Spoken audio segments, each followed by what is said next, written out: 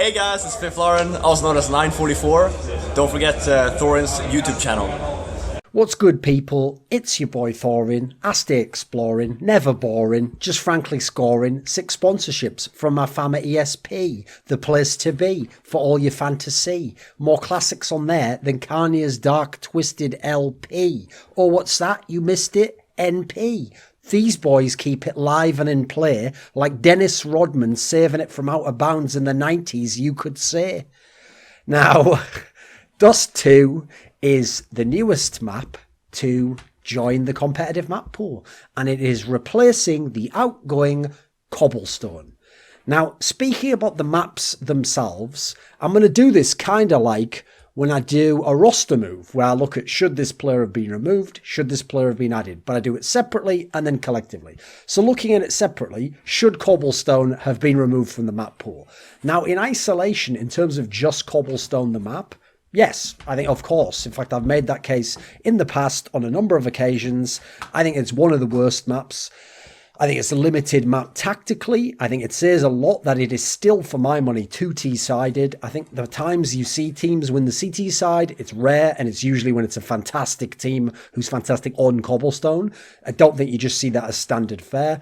I think adding the stairs didn't really change much, because I think what actually you tend to find in Counter-Strike is you can't add a tool knowing specifically what side will make the best use of it. So, for example, funnily enough, on Nuke, a lot of the changes they made on that map, for example, making Secret, actually made it even more CT-sided than it might otherwise have been. In this particular case, teams initially were able to use the stairs. Most famously, that's the reason why Snappy actually considered the map for Heroic in spring of 2016 to be a CT-sided map, but that was mainly for his team, and that was mainly early on in the meta of the stairs being added. I think actually, as time went on and people figured out how to molly it, etc., it didn't really end up helping you. People just pre-aimed that spot anyway. People just naded that spot. I don't really think it ended up helping you that much in terms of being CTs. Maybe it evened it out a little bit. In fact, okay, I'll give you credit. Maybe, I think it probably did even out the side balance a little bit, but it just meant you didn't get the double-digit T-sides. Not really that it became CT-sided. So I guess it became balanced in terms of which side was more likely to win, but I don't think that fixed any of the problems of the map.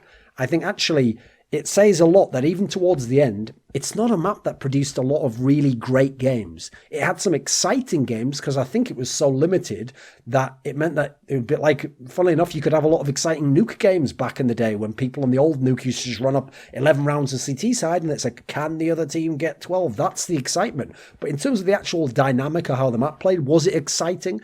I wouldn't really say so. For me, a lot of the great games were just people winning 1v3s, 1v2s. It wasn't actually that the way people played the map was so great. I know the Nip Magic games kind of are the outlier to that, but it's a classic case of the exception that proves the rule. Beyond NIP, I don't think you really had that many great classics on the map, ultimately, except if it was just two amazing teams playing, and that wasn't really due to the map for my money. I also think it says a lot that it wasn't a map that was played very much recently. It's obviously that doesn't work for earlier in its history. It used to be played a lot. If you go back to like late 2015, coming in 2016, played a lot as a map. Nowadays, it's not played very much. And I actually think part of the reason that we've ended up with this very limited map pool is Cobblestone along with Nuke. Like, some teams just don't like cash, but you can play it. Nuke and Cobblestone on the maps people typically tended to stay away from, tended to permaban, and because of those maps being maps people generally just agreed not to play, or if you have two teams and you each ban one first, odds are at least one of them is going to be banned, if not both. So you ended up with it not being played often, and so as a result, you only really need to be good on 3 or 4 maps in the pool, and you could be the best team in the world. That didn't used to work back in the day. Except for some rare examples, to be the best team, to have a dominant era, in the old days of Counter-Strike, you needed 5 maps, if not the ability to play 6. I won't go as far as to be crazy and say 7. I always hate it when people say it's just not the case in history, quite frankly. I also think part of the fact that we've had so many upsets in the scene is because these maps like Cobble just became somewhat eliminated by most of the teams collectively. So you didn't get to see them that often. And you just had people who had a shared map pool after the bans, and therefore they played. And guess what? If a team's 90% as good as the other one, they can get that upset. It's not as hard as when you have these maps in there which you can be pushed onto that you just might straight up not be able to play or not be good on. So as a result, the top end of the scene became obsessed with Inferno Mirage. And then it didn't really matter as much about how deep your pool was. those tended to be the key factors. Now, should it have been removed in a world where we had the 7 maps we had until recently? No. Because if I can only remove one map, so assuming it's like the current system Valve uses, one goes out, one comes in, you can't for some reason switch more maps out, which fair enough. Competitively, you probably shouldn't, bearing in mind people are going to have to play a tournament on next week. No, I actually think it's Nuke that should have been taken out. I think it's a worse map in all respects, and I made a video on it. I think it produces way less good games. Teams want to play it way less.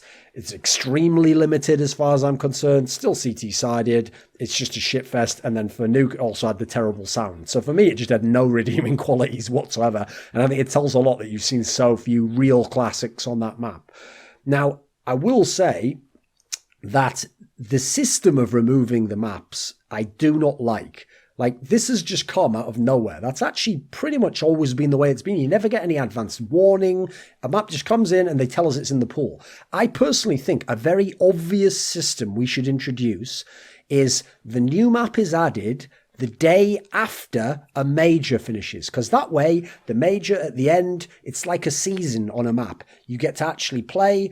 Okay, I'm the best team on Cobblestone, right? The major comes along, that's my chance to win the major. Didn't win the major, okay, that's when Cobblestone goes out, that's when the new map comes in. Okay, the next major is 3 or 4 months away, teams start to work on the new map pool. Coming into the major, we've all had the map pool for 3 or 4 months at least, and then we have the major. Now obviously Valve not only doesn't do that, they do it fairly just seemingly randomly, not fairly arbitrary, but in the past we know obviously, as they did when they added Cobblestone and Overpass to begin with, they've even done it right before a major. That was the first major to ever use those maps. In fact, the first big LAN tournament to use those maps offline. So I think the way that they remove maps is not ideal. Now, in terms of adding dust2, should it have been added?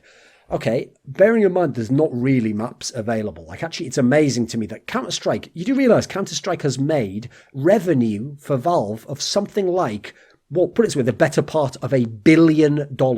Yet they still don't have a full team of people working on maps, designing an approach to having new maps, figuring out what core elements make a good map, having official seasons so that we can test maps at smaller tournaments, then bring them into play. It blows my mind, because in StarCraft in Korea in the 2000s, they had a scene which, relative to the time, was big. They had all these television networks that were showing the game. The game was big. And they had a whole team of people who would work on maps, create maps. And they used to do a system like this where you'd put a few maps in, take a few maps out, see how they do, tinker with it, etc.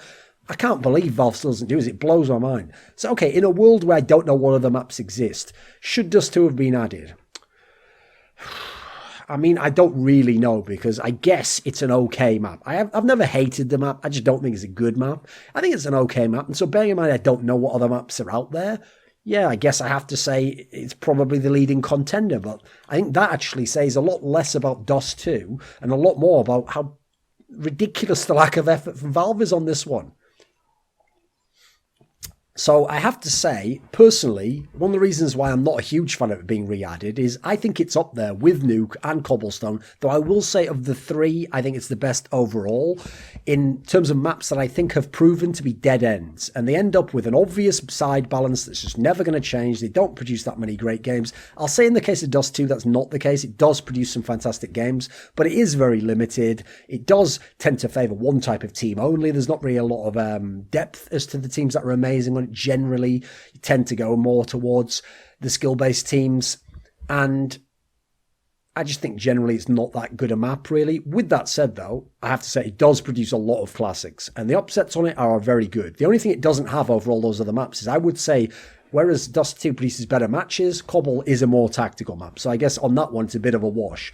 The main problem for Dust2, though, has been because of its emphasis towards skill, it has always been the upset potential map. There's a famous principle I often say, which is you don't want one of your best maps to be Dust2. Now, obviously, this is an abstract concept. You don't get to choose which your best maps are. If you happen to be amazing on Dust2, yeah, you've got to go with it. But the reason why you don't want your best map to be Dust2, as opposed to a Cobblestone, an Overpass, maybe Mirage, is because the upset potential means that even the best teams of all time tended to have like 70% win rate, 75% win rate on Dust2. Now, teams who are amazing on maps like Cobblestone, on maps like Overpass, at their peak, they can have like 80, 85%, 90% win rates. So it's just never been that great a map to be good on, which is because it goes more towards individual skill. So if someone goes off in a game and they're on an inferior team, that can win you the game. That doesn't really tend to happen on a map like Overpass as much against the best teams. I will also say that it's mainly, I think, the upset potential because of its simplicity. That's got to be mentioned. But also, it tends to have had a resistance to utility dominating the map. Whereas something like Inferno probably goes too far with the amount of utility control that you need on the CT side, it's not as big a deal on dust2. Now, it has been a factor. That's one of the reasons famously why Karrigan's TSM was amazing. They came up with that move where you cross the double doors by throwing down the grenade, and helps you cross because the smoke comes off it, whereas before you used to have to waste a smoke on that. So okay, you can get little edges there, but that's only the first part of the map. It doesn't generally play as big a role otherwise. So okay, fair enough, it's a decent map. Now, I could have just made this like one video and over 10 minutes and done another video. But you know what? I don't do these videos just explicitly to make the most money and to make people watch multiple videos. So I don't give a fuck. I'm just going to do basically what would be another video, which is what will the effects be on the pro scene of this map. And I'm even going to go into specific teams. So first of all, in an abstract sense, before we talk about specific teams, I think, as I mentioned before, it will cause more upsets. It's always going to be an upset map for some of the reasons I said before. Incredible simplicity allows individual skill, especially individual players, to dominate the map because you can play especially around that middle area. You can constantly throw the defense off, but you have a very fast rotation time to either of the sites, and individually you can create a lot of mid-range duels. That's why you think of amazing rifles, amazing oppers dominate that middle part of the map specifically. They don't get caught on the extremities as much. Then you've got to add in, it's got great force buy potential because there's lots of flanking potential from every single entry point to the site. There's then the factor that you can create a lot of close range angles if you want to use a CZ or a UMP. Basically, the CTs can choose how close the angle is. That's not the case on other maps. On maps like Overpass, maps like Mirage, if I'm the terrorist, I can choose the distance this battle takes place. I can isolate you medium to long range by using utility, by going slowly, by using map control to hold certain angles. That's not really the same way on dust2. I think, to me, the retake ability on both sites for CTs shows how skill biased it is and how utility isn't as key a deal compared to some of the other maps. Then you've got to add in, since it's a skill-based map, collectively, we now have a map pool that is skewed more towards skill-based teams. So that doesn't mean they're going to be the best, but they get more of an advantage than they would have had otherwise, because we've got dust2, skill-based map, Cache, definitely a skill-based map, especially in the era of the Molotov, and Mirage, I actually think that's one of the reasons it's such a variable map. It is a tactical map, it is a map that can benefit massively from team play, but compared to the other, I consider tactical maps like in the past, Cobblestone, Train, Overpass, they're the tactical trio for me. Funnily enough, the newer ones, so fair play to whoever did the reworks, I think that actually Mirage goes more towards the skill skew end of the equation, and that can have a bigger impact compared to those tactical maps. So I think it helps a lot of those fragging teams, and you think of who we've got at the moment, we're in the era when everyone stacked up skilled players domestically, and so we had the FaZe, the Mouse Spots, the Team Liquid. We don't have Cloud9 anymore, because obviously they lost Stewie 2K. You've got these really skilled tech teams, I guess you could say SK in that sense. Now, again, another aspect I would do in a separate video is let's break down exactly teams and how they benefit from dust2 or get hurt by dust2, or they benefit from Cobble leaving or they get hurt by Cobble leaving. But you know what? Fuck it. Let's just do it in this video. So first and foremost, I'm actually going to start with FaZe, because FaZe was until recently, until they got exist, the best team in the world. Even though they weren't winning tournaments, in a bizarre way, they still were the most dominant team because they always made semis, they made most of the finals. They did win tournaments months and months ago. Well, I mean, it's like 9 months ago now, but okay, they were still making more top fours and finals than anyone else. With that said, obviously, they're not the same team. You saw them with Exist. He was pretty bad, actually. Generally, they didn't look very good when they were at DreamHack Marseille. That's what's sad, actually, because if they could have held that Olofmeister lineup together to now, I actually think this map could have changed a lot of their fortunes. Imagine that old team with that insane skill ability and insane individual ability and clutching ability, all these factors. Imagine them on dust2 with Karrigan as their in-game leader, a guy who's always been good on that map and has always been able to play that map. And obviously with TSM somewhat pioneered some of the CT side play off the A site instead of in the A site play. I think that this map could have been that missing map for their pool. They tried to make Cash it did get pretty good, but then they lost Inferno. They tried to make Train. That didn't really work out, cost them a couple of titles. They tried to make Nuke, but Nuke just isn't a good map overall. So they kept searching for that extra map to go with their amazing Mirage and their Overpass. This could have been it. Sadly, it's not going to be. It's kind of fitting in a way because they just ultimately were a team where you stack together all those star players and don't have enough team play components. You probably shouldn't win most of the titles, to be honest. You've broken Counter-Strike if you do, and it'd be a dark day if you were the best. You have got to add in, though, despite not having Olaf and not having that old team, they have Nico. This is a factor I think people have missed. I haven't seen anyone commenting on this. This is a buff to Nico. This guy is an amazing player on this map. Just like Shocks, it really suits his style. Good in clutches, good slow, good setting up angles, likes to semi-lurk a little bit, has amazing mid-range aim, unbelievable AK, fantastic deagle, obviously more him deagle than Shocks. Shocks actually traditionally I've always thought of as more of a PT50 5-7 player, and he hasn't used it in the last few years because who the fuck does? Okay. But you've got to look at it and say, this has to be a buff to FaZe in that sense, and to Nico's individual game, because remember in Mouse Sports, he's the main reason they were a god on this map. So with dust2 and Cash in the pool, those were the two maps in the Nico Sports era. I think that does help them overall. Now, I've got to throw in Shocks' new team. Now, you might say, you mean G2, right? Well, no, because we don't know if it'll do G2 or someone else. But whoever that team is, they're going to get a buff from this map coming in because Shocks might be the best player of all time on dust2 in CSGO when you consider his he basically had 2 years between each of his eras of being a great individual player, and he was always good on dust2 and in all his teams. Very games, come through to LDLC. Then you later go on to G2. They were always good on dust2, and he was one of the big reasons why. French teams in general have always loved dust2. I mean, I will say the one real exception is the second major winning Envious team. I mean, technically they were LDLC when they won the first one, but you know what I mean. Because they were some weird exception where somehow they weren't. And I think part of it was because they didn't enable Kenny S until way too late in that lineup's history. And so as a result, they never got the most out of him. And that's a map where you want someone like Kenny S to really take over, really dominate. Also, just that reminds me, before I forget it, another reason why it helped FaZe, Guardian. Guardian's always been a fantastic CT side and T side player on that map. That's got to be a welcome map for him to come back to. Then you've got to add in, so I've said French teams, I've said Shocks' team, this G2 lineup that currently struggled. They only played 2 maps, to be fair, at DreamHack Marseille. They've got potential in their lineup. Here's one of the reasons why it can help. First of all, French map, MBK has a lot of experience playing on it.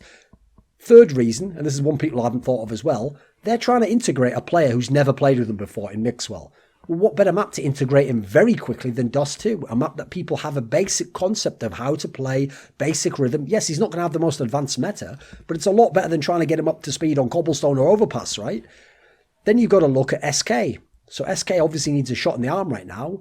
Well, we know traditionally this actually was a map they could always play. Funnily enough, there's a weird story, which is that their era was almost hijacked because after we won that first major, they went the next week to DreamHack Masters Malmo, the first ever DreamHack Masters.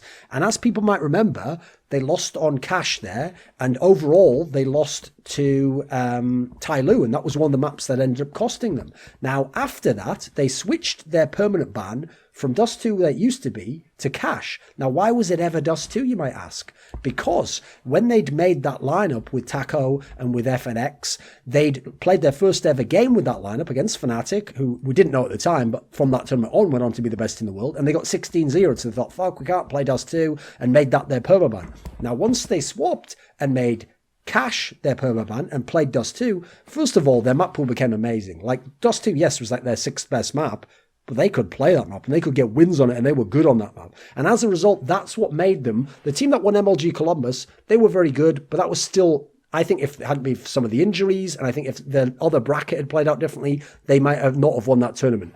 They were incredible at ESL 1 Clone. Very dominant, very high level, and their map pool, and specifically having dust2, was a key element to it. Then you look in the era when they had Phelps.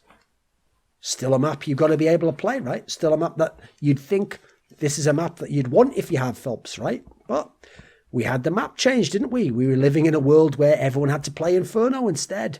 I think that could have made them even more dominant in their Thorpe's era than they otherwise were, because obviously they had a little run where they won 5 out of 6 tournaments. So I think SK, that's going to help them immediately. And again, integrating Stu2K into the team. As a general point, a lot of teams that have got new players, this is going to be welcome for them. A team you have to mention is Astralis. Because first of all, a lot of people forget, because they only remember the first tournament to use Inferno, which replaced Dust2, was DreamHack Masters Malmo in February of 2016. Now, Astralis, 2017. Astralis got Glaive into their lineup around, I think, like September, October of 2016. So they only had about 4 or 5 months before Inferno came in and Dust2 went out. So people forget, Dust2 was a really good map for them. It was one of their best maps. It wasn't their best. They were obviously amazing on Train Old Pass. But after that, Dust2 was right there. It was a really fantastic map for them. And as a result, I actually think that would have made them an even more dominant team, because obviously what would have been their era, half of it was in the time period where you didn't have Dust2 anymore. So I think immediately it's going to help them. It's always been a map they've been good on. I think you've also got to add in, because even though, yes, they're not a skilled dominant team, they're a fantastic team player, and that means they can retake very well, and that's the strength of the Astralis team. I also think you consider the history of that core, going back to the TSM days with Carrigan, they were gods on that map. They were fantastic, one of the best maps of all time, TSM on Dust2. So it's definitely going to help them. Now, other teams, I think it's a lot more touch and go as to whether it helps these teams, so I'm going to mention them, but these aren't as clear-cut as the other ones. So first of all, Mouse Sports. Mouse Sports is a team with a good map pool, but they could still do with a couple more maps. What I like about this one for them is it's a poggy map. Look at the raw skill they've got. The fact that they play sometimes kind of like an FPL team. This is another map I think that's going to help them. Na'Vi, okay, you could make a case that their team play can be a bit dodgy on CT side, so that might be a problem, but they have Simple. And it's a map that emphasizes individual skill, and it's a map that loves AWPers and mid-range riflers. This guy's going to go balls deep on this map. This is going to help Na'Vi. It's going to help Simple, actually. Maybe this will be the one extra map that you add to Inferno, and then what? Overpass, maybe, and they might actually have a map pool to win a tournament. Then you got to look. Okay, Liquid has a very skill-stacked lineup, so I think it already helps them in that sense. I actually think Cloud9, the old lineup, would have loved this map. I don't think it'll help as much, but I do think Cloud9 under FNS will benefit overall from this map, because think of his past when he was in CLG. This is a map he always liked. He's got players now, assuming he has done work with Skadoodle, who can potentially do something on this map for you. One final team I want to mention who I think benefit from this map will be Hellraisers. And that's just because it's a poggy map. You think about how they play. They've got a bunch of skill and they've got a couple of AWPers as well. So I feel like this is a map that they could actually thrive on, and it could help them get some more of those upsets. Now, teams that will be hurt by Dust2 coming back, I think North immediately, because this was traditionally MSL's permaban in the old days, going back to 2015 into early 2016, before he swapped over to Train. Now, and that was mainly because why did he have to swap over to Train for his permaban? Because he had Config, Magus, Cajun B, Rubino. He had a lot of skill at that point in time. In the days when he didn't have a lot of skill, this was a map that hurt him. Look at the current North lineup. They are struggling from a lack of star power skill. They've got Valde, and that's about it. Mertz is underwhelming at the moment, and Kirby hasn't really got it going. Now, admittedly, if he applies himself to this map, I think this could be a map that could help both Mertz and Kirby, but that's another story for another day. Space Soldiers, okay, they had some upset potential. A lot of it relied on fragging out. You might think, Dust2 might help them, right? I don't know about that, really. I think that that's one where it's a bit touch and go. I could see them getting some upsets overall. I could see it also just fucking them up completely and not being that great a map for them. I think it's got some upset potential, but I wouldn't really look at them either way on that one. The other team I want to point out, I think it will hurt, is Virtus.pro. They've just classically never liked them out. Any times they did get wins on it, it's because they were just one of the best teams in the world and they did it like classic VP style. It wasn't because they were ever good on it. It was their traditional veto for a long time. It's going to hurt them that map comes in. Now, who will benefit from Cobble's removal? The other side of the equation. FaZe. Obviously, it was their permaban. Astralis, it was their permaban. And in fact, now, in theory, they have every map available to them they can play. Who will be hurt by Cobble's removal? Notice there weren't many teams that were going to be benefited from Cobble's removal, by the way. Doesn't really matter that much. But there's quite a few teams will be hurt. So the sad thing is, North will also be hurt by Cobble's removal. He was an MSL map, it was one of his best historically, one of the ones he had the best feel for. They don't have a lot of maps currently in North. SK Gaming, it's always been a good map for them. One of their last still relevant maps at the end of the tackle lineup. Liquid have generally liked the map, not that big a loss overall. Virtus.pro, I think they have always relied on Cobblestone until their map pool went completely shit, was just nuke basically in the last half of 2017. NIP has obviously had so many classic wins on it. There's some rhythm that Get Right and Forest have on that map. But then again, it's a new team. They don't have Freiburg anymore. He was a lot of the classic Magic wins on Cobblestone. Finally, Cloud9, it was a big map for them in the latter days. I think traditionally it's a map that FNS has liked. If you look at CLG, if you look at his time in TSM, so I think that does hurt them a little bit. But now let's combine the both. So adding dust2, removing Cobblestone. Right, first of all, the teams that really benefit from both sides are FaZe and Astralis, because they're both going to gain from dust2 coming, and they both benefit from having their permaban removed now. Then you look at G2. I think overall it'll help them, even though, yes, they could obviously play Cobble in the past. I think Shox' team, likewise, dust2 helps, but Cobblestone removed, it's not the end of the world. They were never the best on that map, but they were just good. Mouse Sports, I think overall it helps them. Again, not that amazing on Cobble, but they could certainly play it, but they're going to benefit from dust2. And I think Na'Vi, for similar reasons, just okay on Cobble, don't play it that much, but will like dust2. Now, who will be hurt from the overall? There's not actually that many teams, if you add both together, that will overall have a net negative. I will say, first of all, North, because you've had MSL's favourite map and MSL's most hated map. Favourite went out, hated came in. That doesn't help. Virtus.pro, their most hated map, came in. One of their favourite maps traditionally went out. Space Soldiers, somewhat iffy. Their best map goes out.